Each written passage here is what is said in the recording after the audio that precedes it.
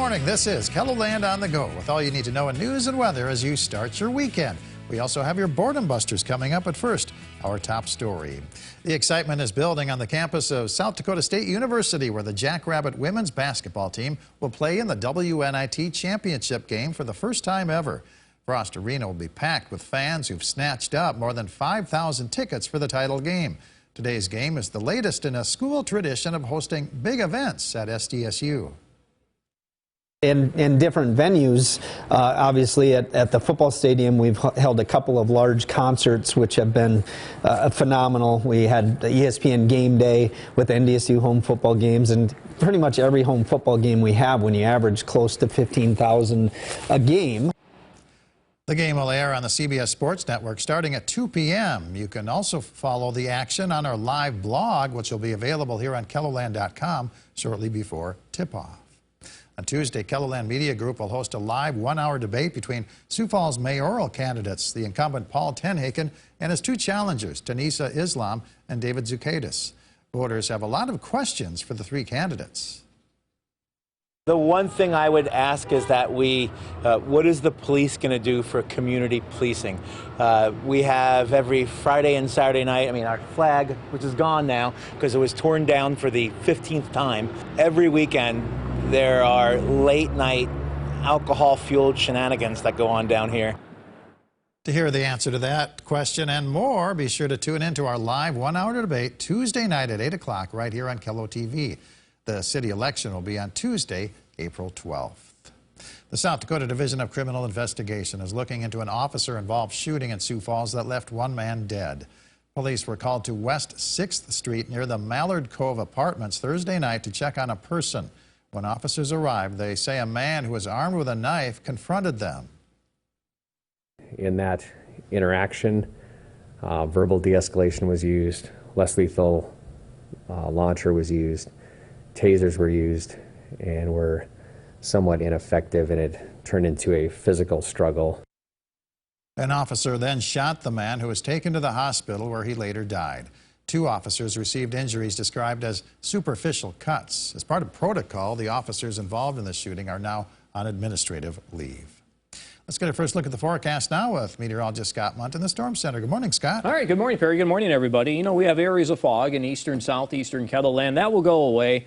Mostly sunny skies can be expected for this afternoon as temperatures will warm. I think a seasonal day, real close to average. Middle 50s are forecast high in Sioux Falls, as again, skies will become mostly sunny. We do have areas of fog in eastern, southeastern KELOLAND. Aberdeen, plenty of sunshine today. Temperature at 52 for an afternoon high. In central South Dakota, period close to 60. We are forecasting 58. And western KELOLAND, temperature at 60 for a high temperature in Rapid City, with a southeast wind around 10 to 15. More details on the KELOLAND Live Doppler forecast coming up. All right, thank you very much, Scott. Well, a brand new Sioux Falls eatery sold out within a couple of hours of opening on Friday. Let Me Be Frank is a hot dog cart specializing in Chicago-style dogs. It opened over the lunch hour in the parking lot of the running store at 49th and Western. The owner was surprised by how many customers turned out for opening day. I'm blown away.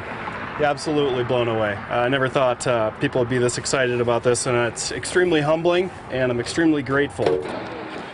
Let Me Be Frank will be set up again at the Runnings parking lot today from 11 to 2. It will be outside of Wiley's in downtown Sioux Falls tonight.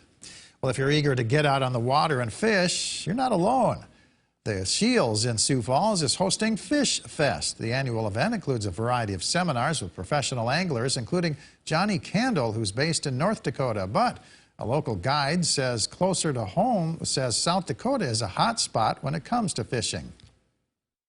A lot of surrounding states we're the envy of. You can just see by the number of people coming just to fish. And guiding last year, we've had people that used to do Canadian trips that now come to South Dakota, and they're just like, they don't even know why they even want to go back to Canada anymore. They're just very happy with us guiding up in the Northeast Lakes and what they've been doing up there. They said it's just as good, if not better, fishing. Fish Fest wraps up today with a pair of seminars at Shields. Walleye University starts at 10 a.m. Championship Jigging Techniques begins at 2 o'clock.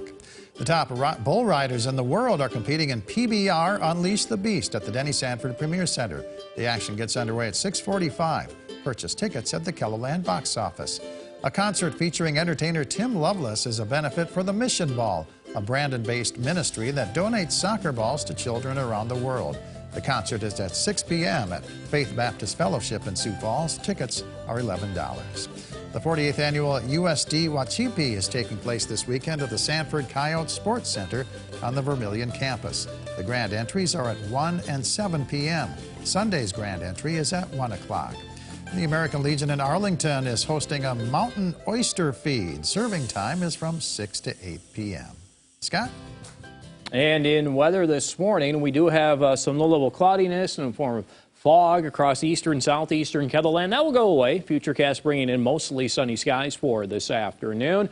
Late tonight toward tomorrow morning, a light wintry mix may be found across north central KELOLAND. These are a couple of light rain showers in the eastern South Dakota.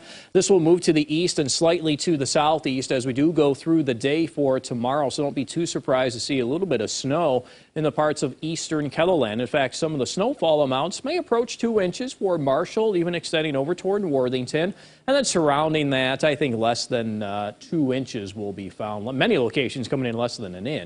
But it's nice to see that we do have these steady chances for precipitation as we do go into next week. The rainfall forecast going through Friday, looking at around 1/3 to a 1/2 inch or more for Huron, and extend that to the east into western Minnesota. Sioux Falls around 1/4 to a 1/2, and then it tapers off to about 1/10 to 1/4 in Pierre and in winter. Temperatures today mostly sunny. Will eventually hit the 50s to near 60 degrees. Tonight will fall to the 20s and 30s with showers developing. And for tomorrow will be a cooler day. We'll continue to watch for our chances for showers, both in the form of rain and or snow. You can always check the details of the 7-day forecast while you're here online. Have a great weekend.